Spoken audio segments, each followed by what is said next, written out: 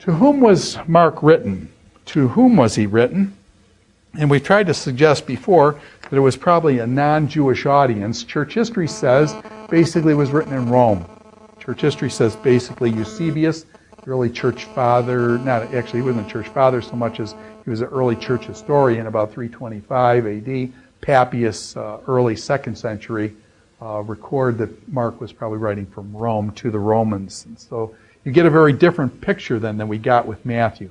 Matthew is written for Jewish folk. Mark is written for Romans. Very different perspective there.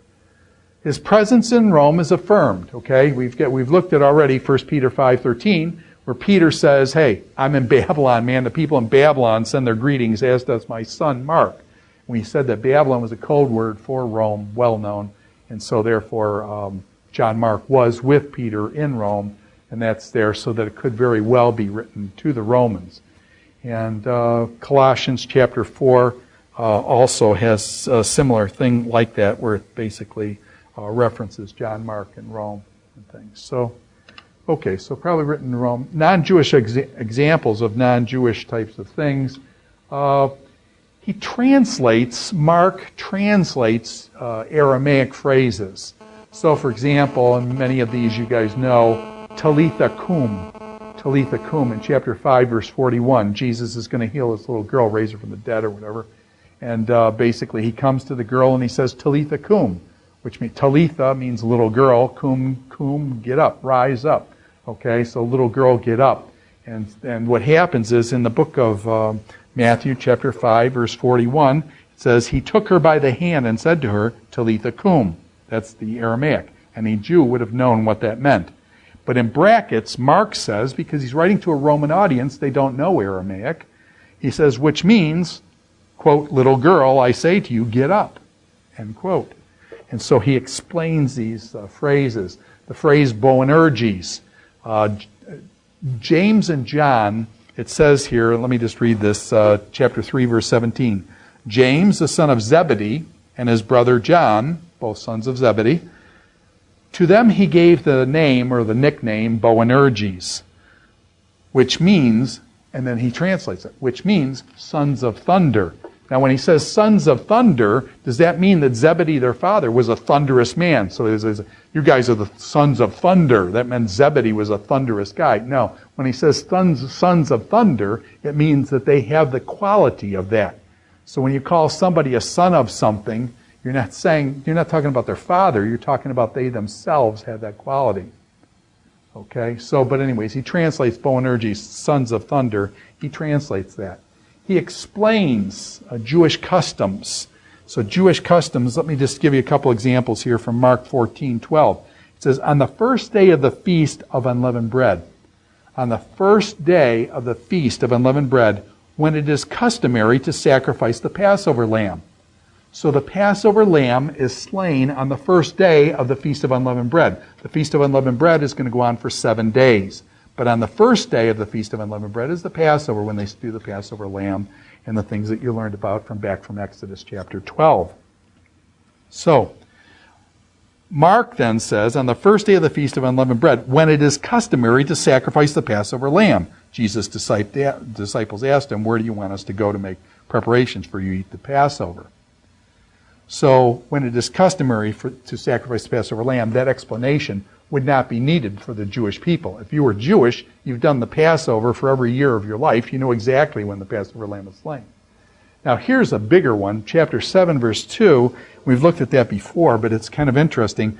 When the Pharisees saw, quote, some of his disciples eating food with hands that were unclean, that is unwashed, and then you've got in brackets an explanation.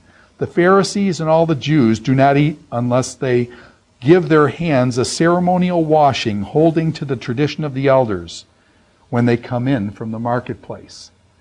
You would not have to make that explanation to a Jewish person. You would very much have to make that, because a Gentile, a Roman, would not understand why the Jews washed their hands all the time.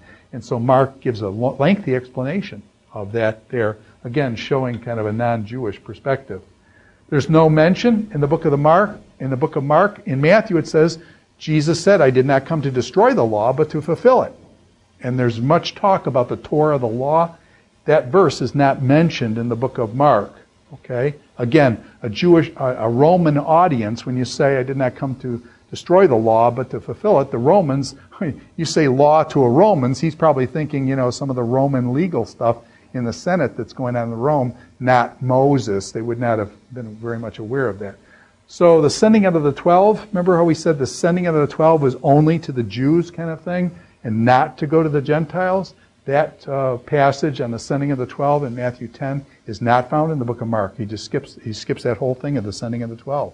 Well, that makes sense, because the Jews, when they first sent out the 12, it was only to the house of Israel and not to the Gentiles. So Mark drops that. He explains geography. The Romans would not know the geography of Palestine. They would not be able to get on Google Maps and go over there and see how it was. And so what happens is in chapter 13, verse 3, it says, as Jesus was sitting on the Mount of Olives opposite the temple. So what you've got is the Mount of Olives here, about 2,700 feet high. The Temple Mount, probably about 2,300 feet. And so what you have is then you have goes down into a valley, the Kidron or the Jehoshaphat, Valley of Jehoshaphat, or Kidron, comes up the other side. So if you're up on the Mount of Olives, you're opposite the temple. So the Dome of the Rock today, and if some of you have been on the Get Lost in Jerusalem program, you've seen that the Mount of Olives overlooks this temple, the temple area. And so, but Mark says they don't know that. So they'd say Jesus is up on the Mount of Olives. They don't know the difference between the Mount of Olives and Mount Hermon, probably. And so basically, Mark says, no, the Mount of Olives is opposite the temple. And so, it comes over like that. So again, you wouldn't have to explain that to a Jewish person who's gone up for feast to Jerusalem and knows the Mount of Olives and stuff. You would have to explain that to a Roman. So a Latin audience, here's something from language. And again, this is not a big deal, but it's interesting. He takes certain Greek phrases and gives you the Latin for them. And again, you wouldn't do that if you're a Jewish audience, but if you were a Latin or a Roman audience, you would push the Roman stuff. So, aules, which means palace. Aules is Greek, means palace. It's translated palace. But then Mark says then it's the praetorium. And when you see the word praetorium, and I checked this year, several of my students have had Latin and things. When you see that IUM ending, that's surely a Latin term. Praetorium, which basically means the palace and things, praetorium, from Mark 15:16. It shows then that Mark has switched from Greek, and he's giving kind of this Latin phraseology to it, the praetorium, and just so that they understand that he's talking about a certain type of palace and things. And so this is kind of a neat thing, shows the Latin or Roman influence and stuff. I'm not big on Latin. I've had some Latin and things like that, but I always say the Latin seemed to me ripped off half of the Greek language. And so if you've done Latin, it makes it very natural to do Greek because they're so similar in so many ways. Now, here's another one, and this is actually rather strange, but I think it's actually pretty funny, and so let me just do this. Do you remember there was Simon the Cyrene, who basically, Jesus was carrying the cross, and Jesus, he was beat up so badly and stuff, he could barely carry the cross.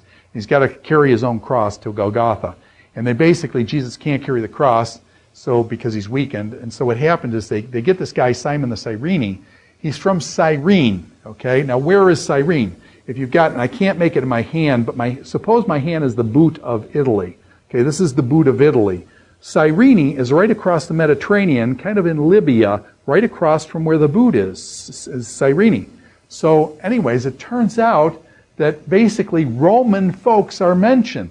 Rufus, this guy named Rufus and Alexander, it turns out these are Simon the Cyrene's kids. The guy who carried the cross, his kids are Christians. Simon the Cyrene, who carried the cross of Jesus, his kids, Rufus and Alexander, become Christians. And Mark mentions them in chapter 15, verse 21. So does Paul in the book of Romans. Romans, obviously, the book of Romans is written to the Romans. That kind of makes sense, okay? So Romans is written to Romans. In chapter 16, verse 30, Paul is greeting all these people and their mother and their father. Paul does a huge greeting thing at the end of the book of Romans. And two of the people he greets is Rufus and Alexander. Turns out Mark also greets them. Paul's writing to Rome. The suggestion is Rufus and Alexander in Rome. And so it fits this Roman context there.